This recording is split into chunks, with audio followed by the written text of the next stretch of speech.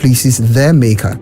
It is for this reason that we need to have frank conversations on the many issues of life through the Christian lens. So, we bring to you Let's Talk About. On Let's Talk About, we talk about health, career, dating, marriage, family, divorce, politics, finance, and all the issues of life that the Christian is confronted with on a daily basis. Join us this and every Wednesday on the YouTube and Facebook pages of Trinity United Church Legon, and let's talk about life as Christians. With the growing challenges of life in light of both global and domestic development, the Christian is faced with the difficult task of balancing survival within a secular system and at the same time living a Christian life that pleases their Maker. It is for this reason that we need to have frank conversations on the many issues of life through the Christian lens. So, family, divorce, politics, finance, and all the issues of life that the Christian is confronted with on a daily basis. Join us this and every Wednesday on the YouTube and Facebook pages of Trinity United Church Legon, and let's talk about life. In light of both global and domestic development, the Christian is faced with the difficult task of balancing survival within a secular system and at the same time living a Christian life that pleases their Maker. It is for this reason that we need to have frank conversations on the many issues of life through the Christian lens. So, we bring to you Let's Talk About. On Let's Talk About, we talk about health, career, dating, marriage, family, divorce, politics, finance, and all the issues of life that the Christian is confronted with on a daily basis. Join us this and every Wednesday on the YouTube and Facebook pages of Trinity United Church Legon, and let's talk about life as Christians. With the growing challenges of life in light of both global and domestic development, the Christian is faced with the difficult reason that we need to have frank conversations on the many issues of life through the Christian lens. So, family, divorce, politics, finance, and all the issues of life that the Christian is on. And let's talk about life as Christians. With the growing challenges of life in light of both global and domestic life that pleases their Maker, it is for this reason that we need to have frank conversations on the many issues of life through the Christian lens. So, we bring to you Let's Talk About. On Let's Talk About, we talk about health, career, dating, marriage, family, divorce, politics, finance, and all the issues of life that the Christian is confronted with on a daily basis. Join us this and every Wednesday on the YouTube and Facebook pages of Trinity United Church Legon, and let's talk about life as Christians. With the growing challenges of... Good evening, viewers. Welcome to Let's Talk About. On Let's Talk About, we discuss issues that worry us as Christians. And today we are discussing marriage. The topic is what I wish I knew before saying I do. Children, parenting, and responsibilities. Starting a family. And to have this discussion with us, we have Mrs. Cecilia Osafo, who is an educationist and marriage counselor. After a while, burnout is when they get tired of being parents. And we have to find out what are the root causes of that and how can we deal with that. And we'd like to also hear from you today. You can send us your messages or your comments and questions on 050-157-9996. Welcome, madam, to our discussion. Thank you. How are you doing? By God's grace, I'm doing good. And you too? I'm doing very well. Yes. You're a marriage counselor, so it's parenting. What is parenting? Yeah. You know, parenting is taking care of a child physically, emotionally, birth. It could even be right from birth to adulthood. So it's not necessary that the person gave birth to the child? No. It could be anyone's child. Okay. So what were your expectations when you became a parent? What were you thinking about? What were you planning? When I became a parent, you know, coming from a Christian background, I was always praying that I would get a partner. When I say partner, a husband who would be so considerate and understanding and who will partner me to take care of our children in future. So I had all that in mind. Yes. So that was a prayer topic for you. Yes. Yes. That was very, very forward thinking. Yes. And so between your expectations, okay, you're looking at, okay, I want a partner to help me. Yeah. And then the reality. Yeah. What was the first shock from your expectation to your reality? Interestingly, we had been friends for some time. Okay. And through Scripture Union, we had been so close. And, those days, it wasn't like today where you can hold hands and hug and do all sorts of things, give a peck here and there. Those days, it wasn't like strict. That. Very, very strict. So by God's grace, we were able to make it, and it wasn't so shocking. I never had that experience of getting maybe surprised at a point where my husband wouldn't help me, where I was doing almost everything myself. But then we had enough training. And one interesting thing too, we had the opportunity of, it wasn't just counseling. Our aim was to go through marriage counseling, but we did the training itself. That was before we got married. So instead of going for marriage counseling like a normal couple, you want to do marriage training to rather go and counsel people. Yes. And that really helped us. Okay. It helped us. Okay. Yes. Because those days it wasn't so common. Yeah. It was just some advice here and there. But then the Christian Council had a program, and we decided to be part of that program, training program, which helped us. Wow, that's very, very forward thinking. So, what kind of parent did you want to be? What kind of parent did you want to be? Just as I said, coming from a Christian background, I was all the time praying that I'll be there for my children, bring them up in the fear of the Lord, train them, not just sending them to church.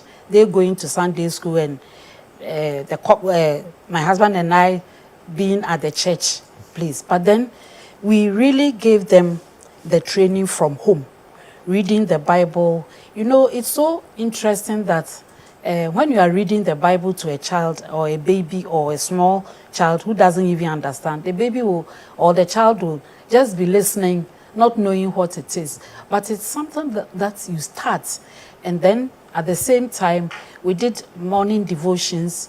We trained them, and as they grow, you introduce the Bible reading, having their quiet time, and then, Scripture Union has helped a lot. So that was one very important thing that we thought of. Now it's about we, because I was married, living together as husband and wife with him. So it was something that we were looking forward to. And by God's grace, we were able to bring them up in the fear of the Lord. Wow. Yeah. So how will you describe your parenting style? Is it laissez-faire, strict? How will you put your... When you start training a child from their infancy, it's very easy for the child to continue. So it wasn't like a strict thing where you have to make sure that Sundays you go to church. The children will even tell you. I remember once we went to visit a couple. Immediately we got up.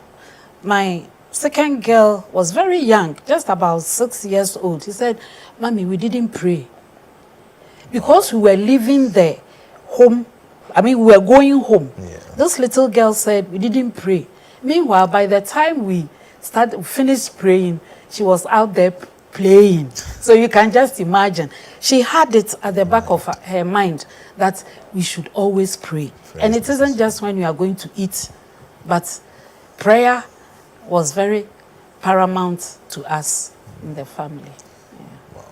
So did you, during your marriage training, yes, did you discuss your parenting styles with your spouse or your husband to be like, okay, I'll be this style, you do this, I'll be the bad copy, we good couple? Or that kind of discussion? That is my boyfriend then. Your boyfriend, exactly. Good. We did a lot of discussions.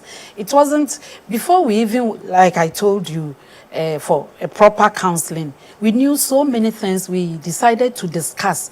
We give ourselves some topics. We occupy ourselves with topics that would help us. And parenting was also one of them. And you know, another interesting thing was we even discussed the number of children that we wanted to, not in the presence of any counselor, but we told ourselves that we wanted 2 children. So we were praying that God will bless our marriage with 2 children. And my husband said he wants girls. And I said, hey, why? But it could be boys. He said, oh, boys are troubles. I said, but you are a boy. But why are you saying boys are? He said, no. And God being so good, we had 2 girls. Oh, wow. God answers prayers. Yes, do. One question to ask. What initiated this mindset for both of you? Because it's a unique mindset, I must say. Yeah. To have all these things planned out. What was it? Who influenced you in that direction? You know, my mom used to be in charge of Christian marriage and family life at the Christian Council. Okay. And she was somehow affiliated to the counseling, the training of counselors, which is still ongoing at the Christian Council. So many years ago in the 80s, that was when we decided to join and learn more about marriage. So we've been in it for all this while. And very soon we are going to be 40 years. I will talk about that. If you should ask me a question about that, I will come out. You can continue, you can carry on with it. Oh, really? Yes, oh yes. You know, we got the customary marriage was in September. That was 40 years ago, September. That's very September. But we weren't, he would always say, you never performed anything, any duties as a married woman. So we can't count 40 years from this September. So we decided to count the years from the day that the marriage was blessed. And it was blessed 6 months after. 6 months. I've already told you that those days it wasn't like today, where we do the traditional marriage in the morning, the blessing in the afternoon, or 2 days or a week after, because unfortunately some can't stay without coming together as husband and wife. So that's how come. Wow. That's a long time. Yes, long time. So how do you, that period of, what were you guys doing that period? That period of 6 months between the customary marriage. We were trying to put things together, plan the marriage. And you know, we had even wanted to do it earlier. But my father-in-law at that time would tell my husband that, hey, make sure you get money before you settle. So don't rush. You just finished your national service and you want to marry. So just hold on. And we had to organize ourselves so that we wouldn't go for loans and all that. So whatever we did for our wedding was within our means at that time. Responsible spending. Yes, very responsible spending. So now you are married, you are a parent. Yeah. So what was the experience like? Like, for example, we know children are different. Yes. So what was it like raising them, balancing the 2 of them? Okay. Interestingly, I'm an extrovert. Okay. And I would say my husband is quite the opposite of me. And the 2 girls are almost like that. One, the younger one, just like me, and the older one, like the father. So in disciplining them, the younger one, you had to put in a little more effort to discipline her. But the older one, just a look at her, she will stop whatever she's doing. But the younger one, instead of stopping what she has to, whatever wrong that she's doing, she would rather run, and then you chase her and collect whatever she has taken away before she. So we had to really discipline them on various ways. It wasn't the same method. Yes. Okay. So you have to balance it based on their personalities. Yes, their personalities. Yes. So I would like to ask, so those parents that try to be, let's say, fair-minded, so treat everybody the same, is that the right way to approach it? I think just as I've said, it wouldn't help because it will bring down, it could bring down one of them, especially the one who is very calm, who wouldn't talk much and all that. So if you use the same method in disciplining that child, it will really disturb that child, and she wouldn't open up, and she will feel whether you don't like her or yes. And the younger one, there's the other one that I was talking about. It got to a stage, she asked me, "Are you sure you are my real mother?" It was just because the way I was disciplining her, we were doing that. She asked me whether I'm the real mother. So she was always receiving the punishment. Yes, you know. Yes. So I have this question. When you're trying to raise up children and they are like, how do I do this? Let me find a way to put it well. You're getting tired. Mm-hmm. Remember in the beginning we spoke about burnout, the statistics. Yes. Did you ever suffer something like that? Like a burnout, a period of burnout where you're like, okay, it's too much for me. You know, it gets to a stage you can really go through that because you get so tired after work, you come home, you take care of the children, and at the same time, not just taking care of them, but their homeworks, preparing them and all that. It was good I was a teacher then, when my children were young. And unfortunately for me, my husband was coming home late. So at times, you get so tired when it gets to that stage, especially when they are growing. And you realize that you may need a little more support. That is when you can burn out. And, you know, today or these days, things have changed. Both of them go out to work.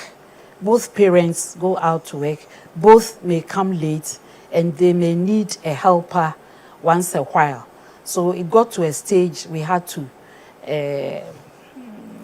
organize to get somebody to help us at home so that it wouldn't be too much for me, especially somebody to launder the clothing and all that. Yeah.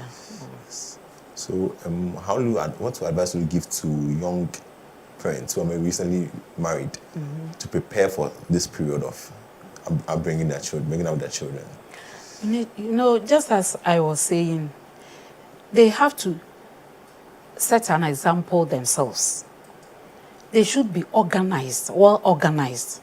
When I say well organized, that means they should be well prepared to enter into marriage, because it entails a whole lot of things. It's not just about the fanfare in preparing. You know, when you get into the marriage, you realize that cooking, you have to cook, you have to launder, you have to do so many things. So if you don't get a husband like mine, you really suffer. So that is what I feel, that you really have to plan very well so that it wouldn't take them by surprise that now I can't make it. And then they will also have to plan. I think I was discussing something about family planning, the number of children. These days, people don't just care. When we talk about family planning, it's not about contraceptives alone, but it's just about the planning. It helps you to space out so that you have enough strength to take care of the children. For instance, ours is about 3 years interval. We really plan that this is what we wanted to do. And if you plan the family, it helps you so that when a baby is born, when the first one comes, and then the second one comes and they are so close, the older one becomes jealous because the mother concentrates too much on the new baby. So if you don't take care, either the older one will start pinching or pushing the baby out of the cot or she will just push the child off you. But in our case, she really welcomed the baby. It was like a doll for her. So she really loved the baby. Unlike others who would just having children almost a year, every year having children without spacing, and also having more than necessary. So you advise that we should create a space so that one of them develops over time. So is there, like, if they are both very young, there's a battle for your attention as a parent. Yeah. So you're advising that there should be more space in between the Yes. children. Okay. So what about this phenomenon that I've heard about where that's between the couples? Because of the babies that have come, the love between the couple grows cold because now the attention is being poured onto the child and no more on each other. Okay. How do couples deal with that? Okay, this thing has been going on because in the first place is the mother who carries the baby, even though the husband will be there to support. And then breastfeeding is about the mother who does the breastfeeding. So you realize that the mother gets so attached that she may forget herself and ignore the husband. So in such a case, I would always encourage the men or husbands to get closer so that as if you are assisting your wife. Meanwhile, you are taking care of the baby as well. Just as you are assisting the wife, your wife, you take care of the baby, which relieves the woman. So she would know that, oh, I finished breastfeeding. Why don't you carry the child on for me to also maybe relax, or, you know. So if couples would do that, I'm sure it wouldn't be a situation where the man will feel that you've left him, you are not giving him the opportunity. You know, unfortunately, you can't have sex with your wife as such until maybe, I think what they advise is after six weeks or so, before you, after childbirth. Okay. So within that period, it will be too early. What if another baby drops in? The unexpected blessing. Yeah, you see. I also want to ask, so should parents also try to get time away from their children in the sense to have like alone time, pushing that, okay, say, okay, I'll give my children to one of the in-laws, and then we two have maybe this weekend on our own? That is a very, very good thing for a couple to do. You know, when you do that, it helps you reflect, and then you see the way forward. What do we do? You know, it's a very good exercise for the couple to do that, because there wouldn't be any children around to disturb you, and you have enough time for yourselves. So it's very, very good. It's just like a short vacation. So she's advised us to go for break from our children sometimes. So go for a date with your wife, go for a vacation, go to the beach, and allow yourself to enjoy life small. Then come back to be a parent. Yes, I wanted to ask another question. Does parenting style change over time? As the child is developing, will parenting style change? The parenting style will change because the child, when the child is very young, you are always controlling the child. And it gets to a stage, even when you are dressing the child to church, the child will tell you, no, I don't want this dress, because today we are having this program, I want to wear this. And when you are even buying clothes for them, they will tell you, but then you should be there to guide the child, the type of dressing and all that. So as time goes on, instead of you buying those clothes, it gets to a stage in life when they become teenagers, they will rather prefer you giving them the money so that they buy the clothes themselves, because they feel, oh, mommy is buying this dress, I don't like it, I don't like this color. You know, their choice of colors and all that. Even the boys, the guys, they will tell you, no, this is more latest than what you and daddy has been wearing, I don't like this. You know, that sort of. They don't like so old school. It changes, yes, old school. So it changes as you go along. And if you don't take care, you may be deciding for the child throughout, but then you have to give room for the child to also think and make decisions on his or her own. So in your earlier submission about parenting, you said it's raising up somebody, not necessarily your child. Yes. So, in Ghana, we have this, it's dying over time, but this external family influence. Yeah. As a parent, how do you balance out you taking care of your child directly and the influences that come from maybe your compound house or from your in-laws? Okay. So, That thing used to be very, very common. But these days, people don't allow others to even discipline their child or discipline other children because they feel you are going to spank the child, you are going to do this and all that to the child. But then they prefer that they do that by themselves, which is also good. But then if you live, for instance, in a compound house or where other relations with other relations like uncles and aunties and so on, you also have to be very careful the sort of training that they give to your child, because you have planned to train your child in a way, and here is a grandmother who would always pamper. It's very natural. It's very, very natural for a grandmother, yes, the grandparents to pamper their grandchildren. And you wouldn't want it that way, but they feel that is what you should do. And if you don't take care, the children may even go wayward, if I should say, because they feel, no, grandpa says this, grandma says that, and they wouldn't even listen to you.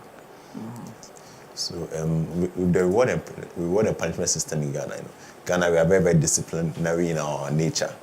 If you do wrong, you shall receive your lashes. Yeah. Yes, but we don't actually, most parents or most households don't reward good behavior.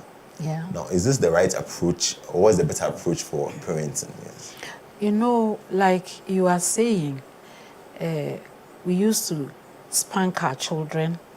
In my school, for instance, we don't use the cane, and in almost every school doesn't use the cane. Most schools don't use the cane because it's even against the rule. But the Bible also says that spare the rod and spoil the child. But then it doesn't mean, I would say it doesn't mean that you should always be beating the child or spanking the child. But then you could have other means of disciplining the child.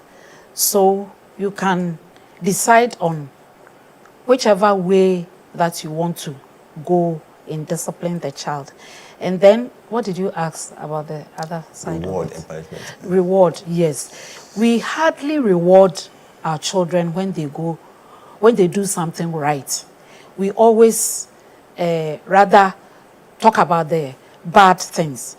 But I think it's high time we change our attitudes, especially up and coming parents, to change their attitudes in rewarding our children, because the more you reward the child will know that, oh, mommy and daddy they really like what I did, so I'll continue to do the good things. But then when it's always like, hey, Kofi, why? Kwame, why? Ama, why did you do this or that? But then if we reward the child, oh, you've really done well, come and let me hug you. Just that should even be enough for the child, that you really love and care. And it also shows that you are monitoring. The child will also know that you are monitoring him or her. Their behavior. Yes, their attitude and everything. So it doesn't mean that you should buy something per se. You can, but just a hug or some pleasant compliments can also help. So it has been an interesting discussion. We've been talking about parenting. She has told us a little bit about her story and how they thought about preparing for parenting and children, family planning, the spacing out, all those things.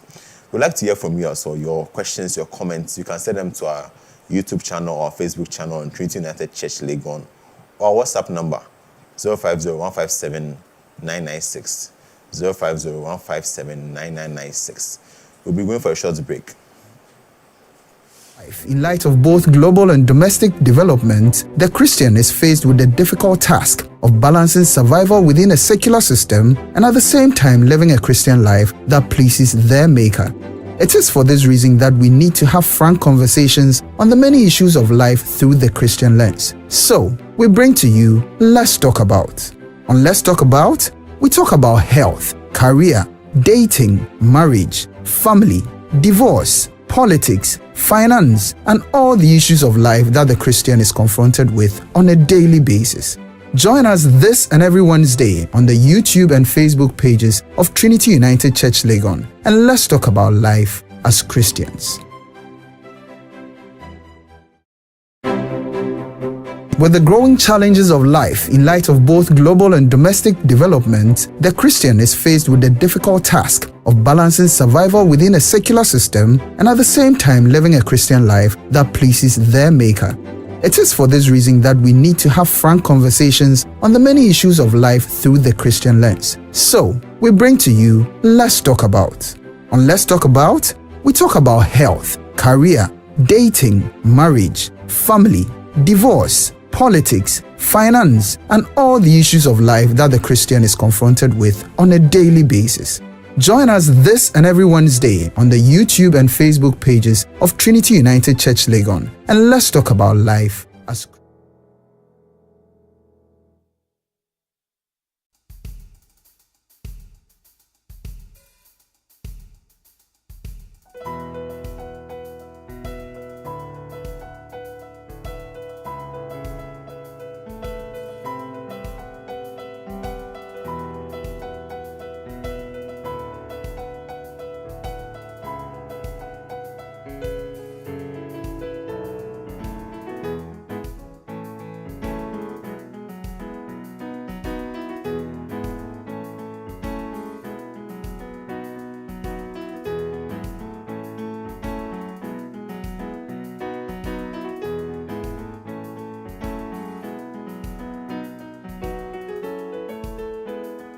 Welcome back. Yes, so we've been discussing children, parenting responsibilities. In the first session, we spoke about the children parenting. Now we're going towards responsibilities. What are the responsibilities of parents in the house?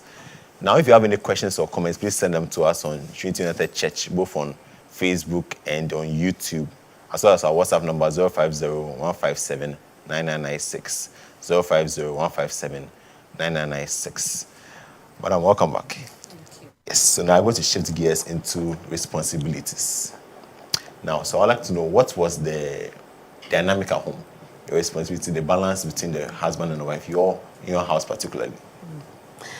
In my home, Yes, please. my husband was very, very supportive. So it wasn't like sharing responsibilities, but we were all helping each other at home. If he has to sweep, fine. And he does do the same thing, especially when the older ones are not around. Yeah. He will still do it, and he was doing it. He will wash his plates. If he sees that there are other dishes in the sink, he will do that. He will wash them. He will help in any way. So for us, it wasn't too much of a burden for me. And some people will say, hey, is that how you've made your wife to make you a house help or a helper at home? So it's not just the woman who does all the household chores, but a very considerate partner would also help you, the woman, so that you wouldn't burn out, as we were saying. So for the responsibilities, I know that I'm the woman, the homemaker. So I will have to make sure that I do the cooking. I do all that. Interestingly, my husband wasn't the type who knew how to cook. He will tell you I can cook rice. Simple and straight. So I did, interestingly, those days it was home science, but I did home economics. Okay. And I remember I was doing so much, even baking, doing other things, I went extra mile to even make money out of what I learned in school. So those responsibilities wasn't so difficult for me because I was the active type, and when I was young too, I was interested in evangelism. At that time, I was at Kanishi Presby. and I was always out there, going out for evangelism, cooking for the outreach team and all that. So I'll get up very early, do all my household chores. So those days, there were very rare women drivers. But interestingly, my mother gave a car to me. I was driving even before 18 years, I started driving. Before your license. Yo, you see, oh. But then I had my license when I was 18 years anyway. But then I started before 18. And for responsibilities at home, it wasn't too much of work for me because he was also there. And as I've already told you, we also had to invite others to help us, especially cleaning the compound. You know, sometimes it's very tedious, and laundering and all that. So, did you discuss this before marriage? Concerning the responsibilities. In fact, we discussed it, but not at length. But we were faced with it when we entered into marriage. We discussed it, but not the reality. We saw the reality. And we knew that both of us were the active type. I will do it. He will also do it. He wasn't the lazy type. And I was also an active person. So I would always imagine, I always tell my young couples, especially those I counsel, that whenever they are doing something at home, they should picture or imagine themselves in their married homes, where they will be cooking, cleaning. You know, that was what I was doing. So I always tell them, just imagine yourself. If you want your house to be very clean, very neat, and helping here and there, try to imagine yourself, because the man you love is the one you are going to marry. So you are going to cook good food for the person to eat. You are going to clean, lay the bed, and do all those things for him. So if you imagine yourself, when you are doing something, when you get married, it wouldn't be too much of a problem for you. So you should have that mindset beforehand. Yes. Okay, as I'm eating right now, how will I eat if my husband was here? As I'm cooking, how will I cook if my husband was here? That's a very good mindset to have. But it's always good for couples to know their responsibilities. It should, you know, because you may have someone who may be lazy. So it's not about sharing rigidly that this is what you have to do, this is what I will have to do. But it should be a norm in the home where the man knows that he has to take care, make sure that the lawn is clean, it has been well mowed, or if I should say, clean the whole place. And not that he is going to mow the grass, but he will be responsible. When the woman, instead of fixing bulbs, I wasn't the type. The man should be responsible for those other duties. So when you talk about these duties before marriage, it also helps when you get into it. So Adam, is gender roles a thing? Is that real reality? Gender roles, okay, women do this, men do this. Is that a reality, or it blends in? You can have a man. We used to have a friend. The friend is still around. He loves cooking, a couple. The man loves cooking. On Fridays, he does the marketing after work, after close of work. And he really liked this green, ebunu. The wife will say, hey, my husband loves it. He prepares it the best because she wasn't so good at it. And the husband will also cook. And the wife would also relax and enjoy the food. So, you know, you can have couples. So it's not necessary that you should really have this agenda, because for a woman, you are trained, you are brought up when you are young to do this, to do that. But we don't say men don't sweep. Some people do say that men don't sweep, which when I hear such things, I feel, where is that person coming from? You know, because tradition in our culture, they feel the man should be seated and maybe watch the TV whilst the woman, both of you have gone out to work. So why should the woman be in the kitchen alone cooking? The man should at least give the support especially when the children are young and they are all over, and maybe 2, 3 children. You need to have time. So the responsibilities, you don't have to make it so rigid, so rigid. You should be flexible, but one shouldn't cheat the other and overwork the other. So the responsibility should be balanced and flexible. Yes, okay. Yes. So we have a question from Stephen Edusaisin. He says, do you need expectations in a relationship, and how do you manage them? So I'm assuming he's asking, before marriage, whilst you are dating, should you have expectations, and how do you manage those expectations? Expectations. Of course, everyone will have their expectations, expecting that the marriage will be so rosy. When you get home, your wife is going to serve you, you know, all that. And then immediately you get into the marriage, you realize that it's the other way around. The woman rather will be in bed expecting you to do all that. So you need to prepare very well. And just as I was sharing, that you need to plan the marriage itself. You can't just jump into marriage without planning very well, without knowing each other very well. You need to know each other. Knowing each other doesn't mean sex, having sex, but but knowing each other as their temperaments and all that, it helps so that you wouldn't have issues when you get into marriage. Yes. Okay. So in this mindset, some people have decided that, okay, I'm going to get married one day to, let's say, person A. Why don't I start pretending as if I'm married to him by taking those responsibilities? Like, oh, let me start cooking for him, and let me start buying things for her. You know, those little things, because we are going to get married. What is your take on that? It's very, very dangerous. Very, very dangerous. I will use dangerous. Very, very dangerous, because for the man, let me pick it up from the side of the man first. The man may be given gifts, so many things, buying so many things, clothes and other things. Meanwhile, the lady may even be looking elsewhere.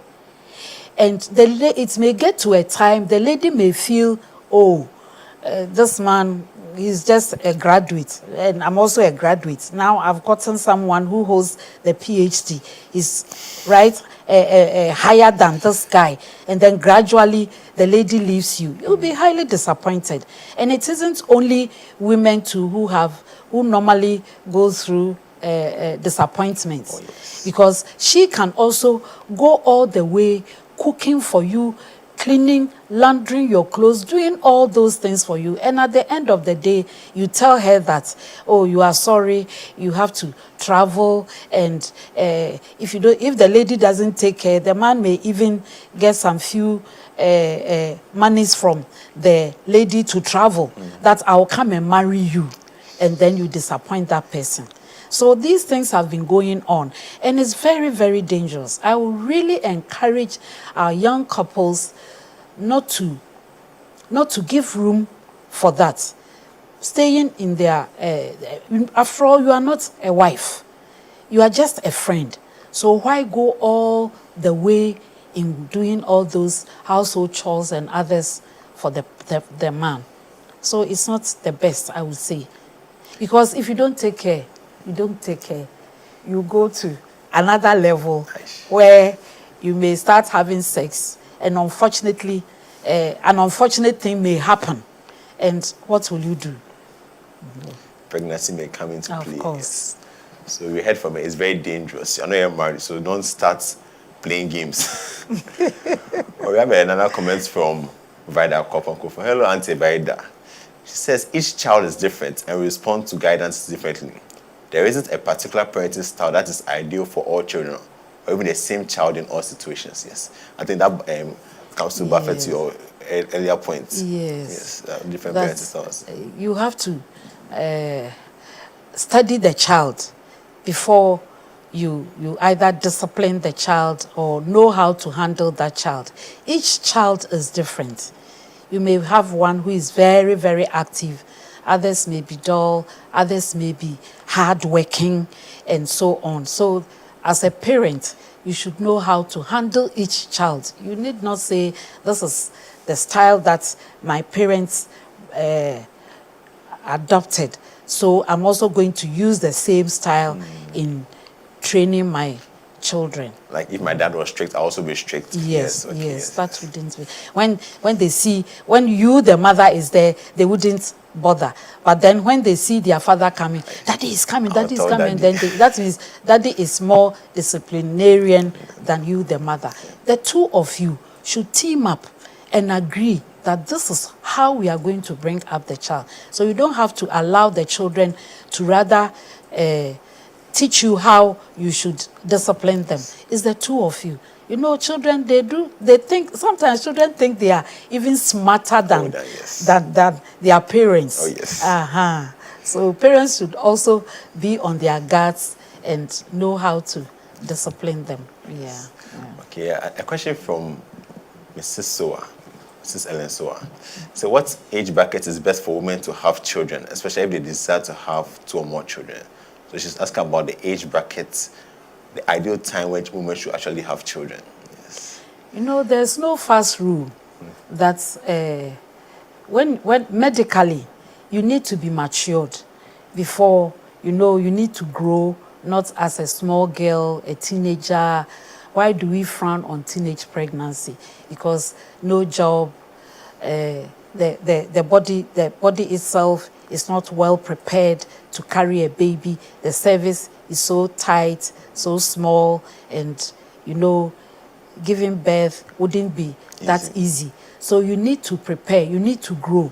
Some people can marry in their early 20s, and you know, these days, and then menopause also gets to a stage in life. So for some people, 40, 45, thereabouts, they cease having their menses. So they enter into their menopause. And so between those periods, but ideally when you read other books, they will tell you between 25, 35 will be a very ideal time. 25 to 35. Yes, yes.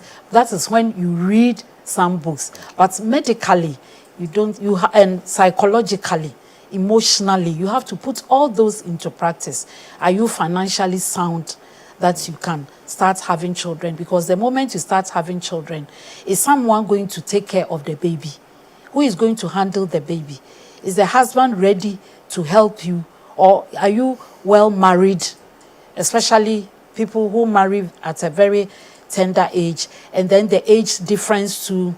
You have to be careful you don't marry a grandfather or your father, a father figure. Yes. You know, you wouldn't even enjoy the marriage. The man may be ordering you, especially he has already set up and you have come in. So whatever is in the house belongs to him. You have nothing. But when you marry, everything belongs to the two of you. But he even warn you and caution you before you even enter the marriage. So very dangerous. So money, you spoke about money. We don't know money is very, very important and also very, very dangerous as well. It can cause problems. Yes. So for example, in your marriage, how did you do the issue of money? We decided, fortunately both of us were working. So it depends on every marriage or every couple. It depends on them. But ideally, you need to come together. Let your partner know how much you are earning, and you know, the two of them, so that they will be able to manage the home with whatever monies that comes into the home. So if it's the woman who is earning more, fine. And if it's the man, you need not hide those monies. But if the moment you start hiding, you start creating problems for yourself and for the marriage. So assuming your husband gets to know that you have that huge sum of money. So whatever you have, you bring all of them together and then you decide as a couple how you would want to go about it.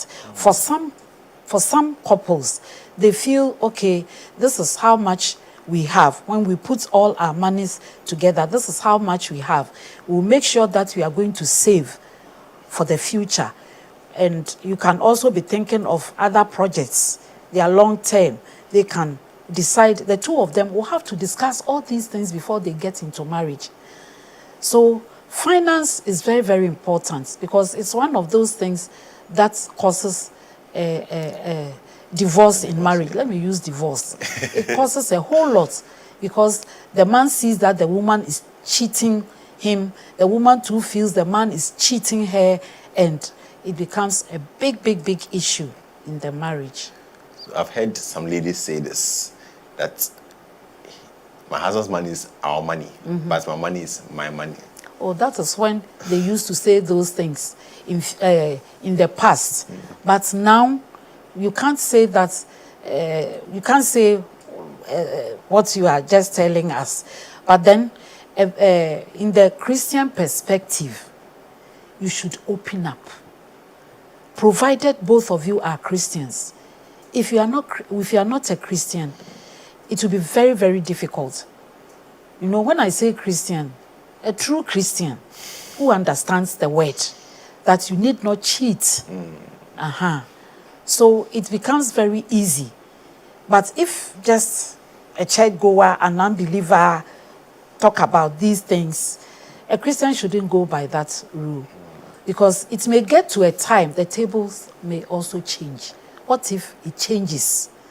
When the husband becomes richer than you, the woman, do you expect the woman to give you? Or when the woman also gets more money than the man, do you expect the same? So it should be a balanced thing. It will help the family if they sit together and discuss. So what about this scenario? I had this discussion with a friend recently, and this scenario came about. So let's say the man is well-to-do. He's making good money, and he's responsible for basically everything at home. Despite that, should the wife still try to get involved? Like, his money is enough to literally pay for lights bill down the way to buying toothpick. He can do all that easily. Should a wife insist that even though you can do it, let me also try and help as well? You know, some men will also feel very proud if they see their wives putting in more effort. She doesn't waste the money that comes into the family. The woman is always out there being that industrious type, trying to work very hard. You know, in such a situation, the man may be giving the woman money for other things. So it means for the home. So let's say the woman is not working. That's why the man has almost everything. He gives the woman all that she needs. The woman, from time to time, let's say, change the curtains at home without demanding money from the husband. It shows that the woman doesn't spend the money on her hair, buying 5,000, 10,000 worth of, this hair, and makeup, buying expensive makeups, going to expensive salons and all that. So it shows that at the same time, the woman can look so beautiful, but then the woman will still have to do something to impress on the husband. And that is when the husband can even add more to it, So she should be diligent with her money. Or yes. I think yes. And also take good care of the money. Use the money wisely. Sometimes, let's say if there is they may have to travel, let's say to the man's hometown, let's say for a funeral or for a program or something. The woman can go an extra mile because she has all the money from the husband to prepare things, buy things for the program or wherever they are going, especially to the man's side. That's what I'm trying to put across. So if the woman does that, the man also becomes proud. Don't you think you will be so proud if you have a wife like that? Oh, yes. Who will go all the way to do things for you, even though you may be providing her with those things? I mean, you appreciate her efforts. Of course. Yes. So, ladies are hearing. Yes, I have another question from Ruth Redu. It says, it's ideal for a husband and wife to have, is it ideal for a husband and wife to have one account? You know, since they are traditional banks, they have joint accounts. Yeah. The question is it an ideal situation to have? Should there always be an account that all of them put their money into it? It depends on the couple, just as I said. Yeah. If they want to, they can. And, you know, sometimes people feel one may cheat the other. But, you know, in savings or in the banking system, both of you would have to sign. Co-sign, yeah. Or for some, it would be either you sign, you can either sign or I will also sign. But for safety purposes, the two of you should be able to sign. You know, do you get what I'm trying to put across? Yes. So that you wouldn't think that my partner is cheating me. Stealing money behind my back. So you can have one common account, which may be for your savings, and then maybe another account for your personal use. You know, you can have an account for your personal use. The husband too will have his own personal account, so that if there is something he wants to remit someone, it doesn't mean he need not come to me to tell me, oh, I want to do this, I want to, even though I will get to know, he will tell me that this is what I want to do. I feel this person needs this person needs that, and whatever I will also do, I also have to let my partner know that this is what I'm doing. So sometimes it's difficult for us to have secrets on our finances, because we tell each other what we use our personal monies for. So you can have a common one, but not putting in everything. And then if you need something, what if one decides to cheat the other? You know. It can cause problems. Yes, it can really cause problems. No, in the Bible, it says Adam and Eve were both naked and not ashamed. They were not ashamed. So they should open up yes, to each other. Yes. So we are getting to the final stages of our program today. So can you please give us some advice on family planning as a marriage counselor to the young ones out there? We the young ones. What can you tell us about family planning to prepare us for the future? For the future. Okay. I think I will base it on a Bible scripture from Luke chapter 14. I'll read it. Okay. I'll read it. Luke chapter 14, verse 28. Lay the foundation.